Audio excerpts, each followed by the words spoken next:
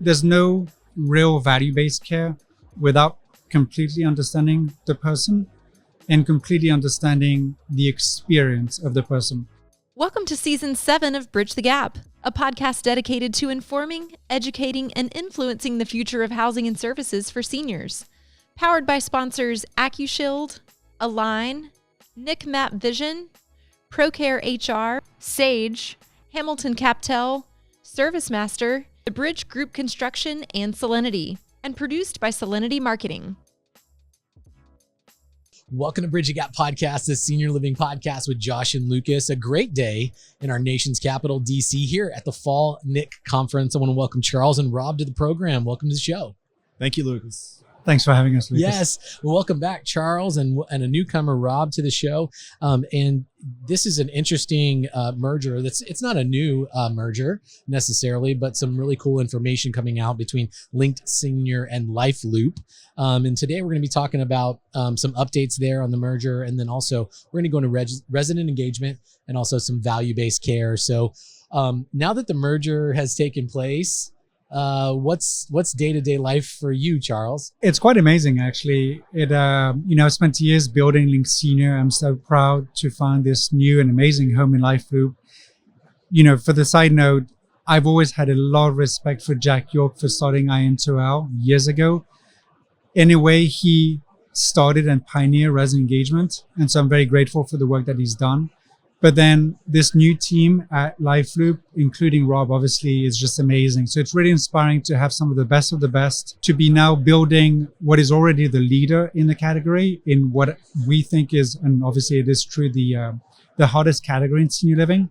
And so there's a bright future, and so excited to be building it. Very good. So Rob, you're a bit of a newcomer into the senior housing marketplace. What's the introduction been like? It's been much different than I actually expected, but in a good way. I come from healthcare, about 20 years in healthcare technology and running SaaS businesses. Jumping into senior living, I thought it was just on the fringe, and it is, but it's pretty significantly different than the way that healthcare operates and is financed.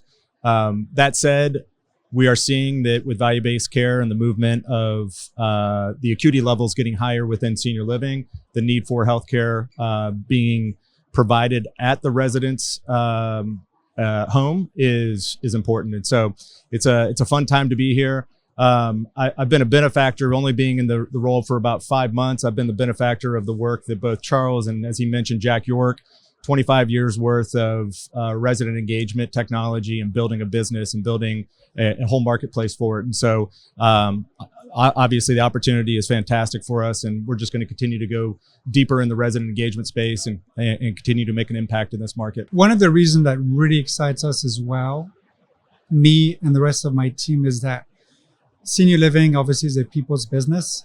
The heart and the brain and the mind are equally as important. And on day one, when I met Rob, the first thing he said is how he operates, which is leading with the heart, balancing with the head. And he talks about it, but he does it day to day. And I think there's a bright future for him and the company, because that's how the industry operates. And that is, I think, a huge advantage, which is have such great leadership in place. In my opinion, resident engagement is really a key component in the culture of a community and also the reputation of a community. And I'm fortunate enough to be able to visit so many different communities and from different operators, different levels of care, memory care, assisted living. And I get to, over the years, past 15 years, I've seen all the different iterations of resident care, and really starting with Jack York and seeing the TV screens and the engagement. And there's so much that has changed. And so what is Linked Senior bringing to the marketplace that's different? What's on the horizon in the future for resident care to make it even better? Linked Senior, one of the things that we did really well is really understanding the core process when it comes to programming and engagement, especially memory care. One of the advantage and huge aspect with LifeLoop is that it is the most complete solution to manage the whole senior living experience. And so going forward, it feels like a very good and complementary fit because of the fact that we can help deepen with our deep understanding here of the engagement side, knowing that we're contributing to, again, the most complete experience tool platform for the industry. I was going to add to this and Charles and I were just actually talking about this over lunch, is the fact that the needs from an engagement standpoint are going to be different and independent than in assisted, and then obviously in memory care. And what we're trying to do is to start to build more personalization into that, both at the community level, but then also at the individual resident level. By the community level, what we're trying to do is take the likes and dislikes of the residents as a whole and start to position activities that support the likes and stay away from the dislikes of the members of the community. And then to get real deep, go one-on-one in memory care for personalized engagement. So a lot of the tools that we're starting to create are around AI, which is no surprise, but really cool experience that we've got ahead of us. And again, with the subject matter expertise of Charles, we've got a beautiful future ahead. Giving the caregivers the tools that they need to be able to take every day and make it excellent is so important. And again, I've been going into these communities for 15 years, and it's, all the way from, a little bitty TV where people are just kind of sitting there in front of the TV. Like, the days have changed so much. Like, that's not the norm anymore. That's not the standard. The standard has got to be programmed engagement, but the operators need to have the tools to be able to do it and manage it. The way we look at it is that every touch point with a resident, that's an opportunity. And there's no reason to say that today's resident, today's client, and tomorrow are going to have the expectation that these ought to be almost like magical. So, I personally believe in magic. But besides that, with the idea that all of these touch points are opportunities, we at LifeLoop believe that we have the right to own these, to help the operator make them not only personalized, but happy moments, magical moments, because obviously the operators, that's how they win. But I personally believe, all people are cool, like every resident deserves that. And, we spoke very briefly about the caregivers. The bulk of the caregivers, they show up at work because they love old people. When I started Linked Senior, people were saying, why old people and so on. But there's something to be said about these moments. If you can make a caregiver like today, they'll come back tomorrow because they want more of these purpose-driven moments. Absolutely. And again, giving them the means, the methods, the tools, the training to be able to do that, because the labor force, you can have a heart for wanting to do it, but it's a very difficult job, way more difficult than handing out chicken sandwiches at Chick-fil-A down the street. It's a difficult job. You've got to have the heart to do it. But if you can match that with the correct programs, training, and tools, it makes it a lot easier. Absolutely. And we all know about the labor issues. And one of the surveys that we've done, we do an annual survey both around tech, but then also from a customer standpoint. And 94% of our customers have seen hours of savings from their staff by leveraging both the engagement capabilities, but also some of our operations platform as well. So we're really trying to stay focused on keeping the job easier for staff so that they can go spend time with residents as they're desiring to do. As Charles said, a lot of the folks that enter the market are there for the right reasons, and they're leading by their heart. Without giving any secrets away, but are there any big initiatives for LifeLoop this year or going into next year where it's like, hey, we really have these big goals, or we have this new kind of idea that we want to bring to the marketplace of resident engagement or value-based care? Any thoughts on that? Yes is the answer. As far as how far we're going to go into the conversations, it goes back to the personalization and finding out more as residents enter into a community, finding out more about them on the front end so that we can use that to better prepare the activities as they desire as both a community, but as residents and the individuals themselves. And then furthermore, continuing to get their families involved and getting family involvement, whether they're contributing pictures and sharing what's happening outside of the community, or they're just sending them a note. So we're big on wanting to get the families involved. And that's some of the legacy LifeLoop technology that we have that will continue to evolve. I love that. It kind of made me think of, and I'm sure y'all think of this every single day, but somebody needs to be the voice for some of the folks that are living here that may not have a voice. And I think technology can help bridge that gap somewhat, as we can kind of help be their voice and to communicate back and forth with families for maybe some older adults that are not able to communicate. One of the things that we're very excited about is just to continue our very successful deployment of technology. So obviously AI is the big buzzword.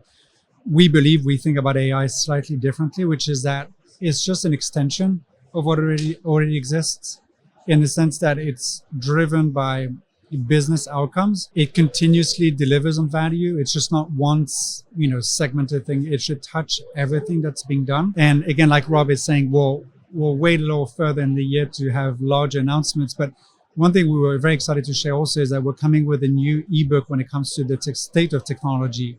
And that's going to be released before the end of the year. And a lot of insights there. So very proud of that work as well. We'll make sure we stay in touch, because we're going to want to link that so people have easy access to that. I think, being a part of that education and continuing to put out that great content so that the whole industry can really reap the benefits of that. And I'm sure, Rob, you're probably already learning very, very quickly how collaborative the senior housing industry is as compared to other verticals. That was a big eye opener for me when I came into this marketplace. I thought, gosh, all these people are competing against each other, but they sure do talk a lot and they sure are friendly.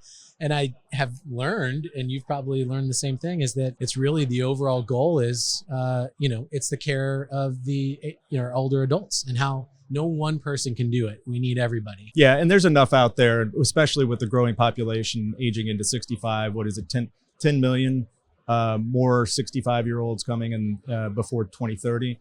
There's enough opportunity for everybody to win, and I do believe that if you stay focused as a marketplace on the right ideals, it's everyone's gonna win. So Charles, any final comments? I know you guys have a busy schedule here at the Fall Knit Conference. Anything to send us off with? Yeah, sure. I mean, for us, like defining the future, like we discussed very briefly, this idea of value-based care is extremely important, and so.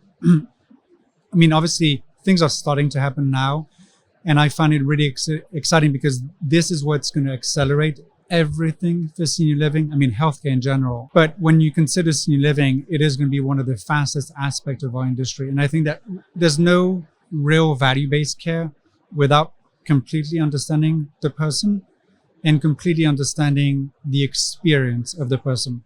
And again, continue to toot our little horn here.